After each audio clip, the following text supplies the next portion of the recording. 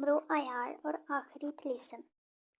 उमरो अयार अपने घर में कुर्सी पे बैठा एक किताब के मताले में मसरूफ था कि इसी लम्हे इसकी बीवी चांद तारा अंदर दाखिल हुई। ख्वाजा चांद तारा ने इसे आवाज़ दी तो उमरो अयार ने चौंक कर इसकी तरफ देखा। क्या बात है बेगम, इतने ज़ोर से क्यों चिल्ला रही हो? उमरो अयार ने मुंह बनाकर पूछा। दोपहर होने वाली है, तुम पकाने के लिए कुछ लाओगे या सारा दिन किताब ही पढ़ते रहोगे? चांद तारा ने गुस्से लहजे में कहा। उमरो अयार चौंक पड़ा। ओह, दोपहर होने वाली है, मुझे तो पता ही नहीं चला। अच्छा, मैं कुछ खाने के लिए लाता हूँ, बताओ क्या सब्ज़ी लाऊँ? उमरो अयार ने जवाब दिया। आज मेरा दिल करेले गोश्त खाने को चाह रहा है, इसलिए करेले और गोश्त ले आओ। चांद तारा ने बताया। बेगम, तुम करेले ना ही खाओ, खाओ और कोई सब्ज़ी बताओ, उमरू ने मुस्कुराते हुए कहा। तो चांद तारा बेख्तियार चौंक पड़ी। क्यों, मैं करेले क्यों ना खाऊं? चांद तारा ने हैरत भरे लहजे में पूछा।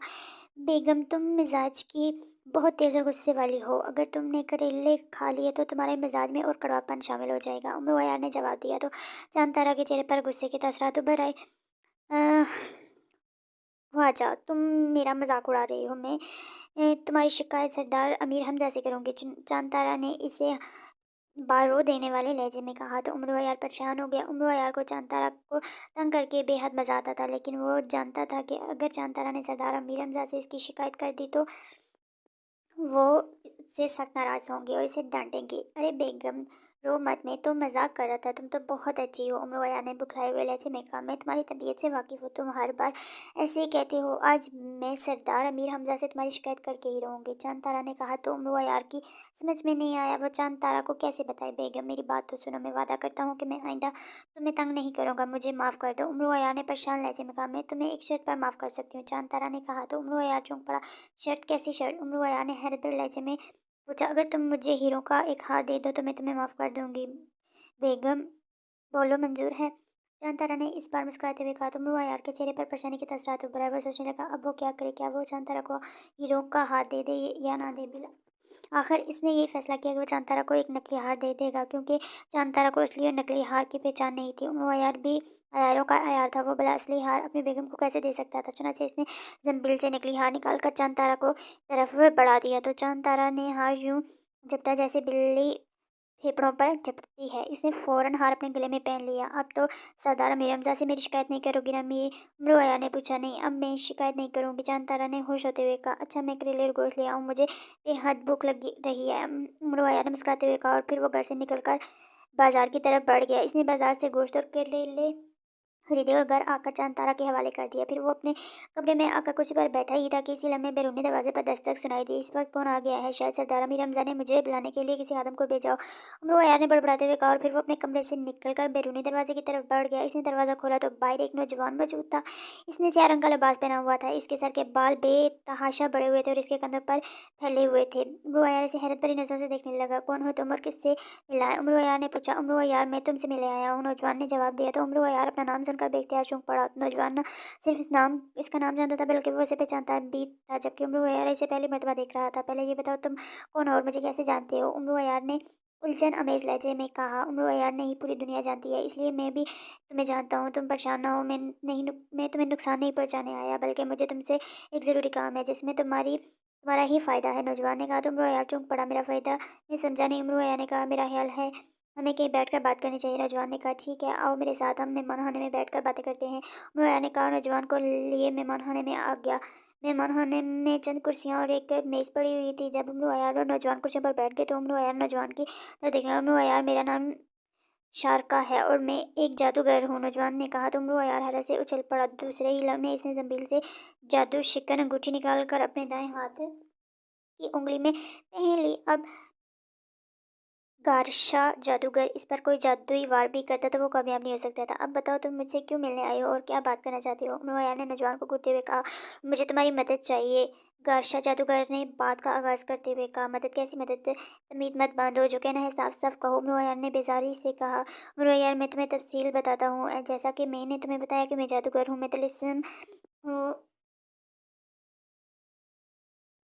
मैं तिलिस्म ओ दोशरबाह में रहता हूँ। मेरे पास बहुत बड़ा ख़जाना था, इतना ख़जाना कि शायद किसी जादूगर के पास हो। मुझे ये ख़जाना मेरे बाप ने मरने से पहले दिया था। इस ख़जाने के बारे में सुर्ख جزیرے پر رہنے والے کرشاک جادوگر کو علم ہو گیا تو اس کی نیت خراب ہوگی اور اس نے جادو کے ذریعے میرا خزانہ چوری کر لیا۔ جب مجھے علم ہوا تو میں کرشاک جادوگر کے پاس گیا اور اس سے میں نے اپنے خزانے کی واپسی کا مطالبہ کیا، لیکن کرشاک جادوگر نے میرے خزانہ مجھے واپس کرنے سے نہ صرف انکار کر دیا بلکہ اس نے مجھے دھمکی دی کہ اگر آئندہ اس کے پاس خزانہ مانگنے آیا تو وہ مجھے جلا کر بھسم کر دے گا۔ کرشاک جادوگر طاقتور جادوگر ہے اور اس کے پاس بے شمار شیطانی جادوئی طاقتیں ہیں جس وجہ سے میں اس کا مقابلہ نہیں کر سکتا۔ کاشاک بادشاہ کچھ عرصہ پہلے ہی پاتال سے انسانی دنیا میں آیا ہے۔ میں اس سلسلے میں شہنشاہ افراسیاب سے بات کی تو اس نے کاشاک جادوگر سے بات کی کہ میرا خزانہ مجھے واپس کر دے۔ کاشاک جادوگر نے شہنشاہ افراسیاب کو بتایا کہ میرا خزانہ کالی وادی کی کالی فارم میں موجود ہے اور کالی غار تک پہنچنے کے لیے اس نے 3 طلسمات رکھ دیے ہیں۔ اگر گارشا جادوگر اپنے خزانہ حاصل کرنا چاہتا ہے تو وہ میرے بتائے ہوئے 3 طلسمات کو فنا کر دے، پھر وہ کالی غار میں پہنچ جائے گا اور اپنا خزانہ حاصل کر لے گا۔ چونکہ کارشاک جادوگر کو سامری کی روح کی پشت پناہی حاصل ہے، اس لیے شہنشاہ افراسیاب اس کے خلاف کوئی کارروائی نہیں کر سکتا۔ شہنشاہ افراسیاب نے مجھے کہا کہ یا تو میں کارشاک جادوگر کے بتائے ہوئے 3 طلسمات فنا کر کے اپنا خزانہ حاصل کروں یا پھر اپنا خزانہ بھول جاؤں۔ میں اپنا خزانہ ہر صورت میں کارشاک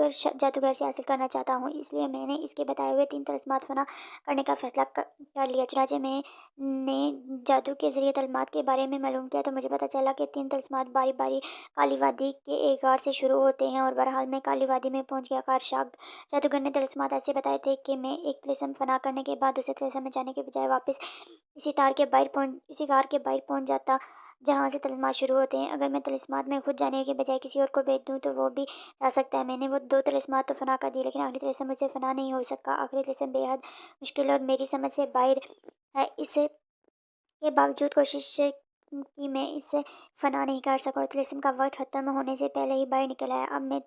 اب میں تمہارے پاس اس لیے آیا ہوں کہ تم میری مدد کرو۔ گارشا جادوگر تفصیل سے بات کرتے ہوئے کہا، میں تمہاری کیا مدد کر سکتا ہوں؟ امرو عیار نے اسے خاموش ہونے پر پوچھا۔ امرو عیار، اگر تم آخری طلسم فنا کر دو تو مجھے میرا خزانہ واپس مل سکتا ہے، گارشا جادوگر نے جواب دیا۔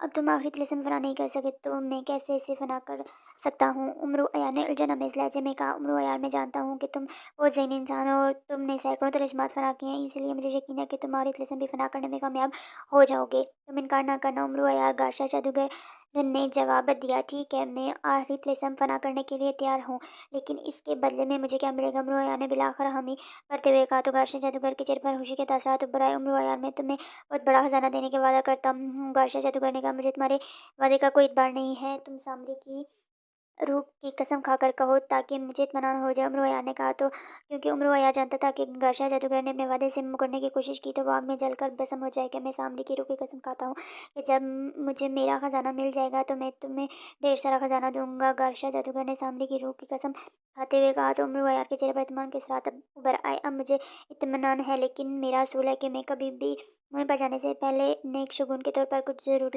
لیتا ہوں، اس لیے تم مجھے کچھ دینا ہوگا، میں پھر مہم پر روانہ ہوں گا۔ عیار نے کہا۔ تو گارشا جادوگر کے چہرے پر مسکراہٹ ابھر آئی، میں جانتا ہوں امرو عیار، اس لیے میں ہیرو کا ایک ہار اپنے ساتھ لے کر آیا ہوں۔ گارشا جادوگر مسکراتے ہوئے کہا، پھر اس نے اپنے لباس کی جیب میں سے ہاتھ ڈال کر ایک ہار نکال لیا۔ ہار میں ہیرے جگمگ کر رہے تھے اور گارشا جادوگر نے امرو عیار کی طرف بڑھایا تو اس نے تیزی سے آگے بڑھ کر ہاتھ لے لیا۔ امرو عیار ہار کو غور سے دیکھنے لگا، وہ یہ دیکھ رہا تھا کہ ہار اصلی ہے یا نکلی۔ چند لمحے بعد ہار کو غور سے دیکھنے کے بعد اس کے چہرے پر اطمینان کے تاثرات ابھر آئے کہ وہ ہار اصلی ہے۔ امرو عیار نے ہار زنبیل میں رکھ لیا۔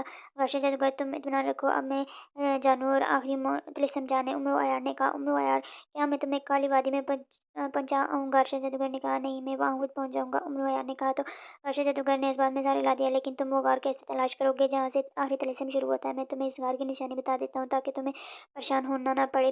اس غار کی نشانی یہ ہے کہ اس غار کے 3 دہانے ہیں۔ چونکہ میں نے 2 طلسمات فنا کر دیے تھے، اس لیے تم پہلے دوسرے دہانے کے بجائے تیسرے دہانے میں داخل ہو جانا اور پھر تم آخری طلسم میں پہنچ جاؤ گے۔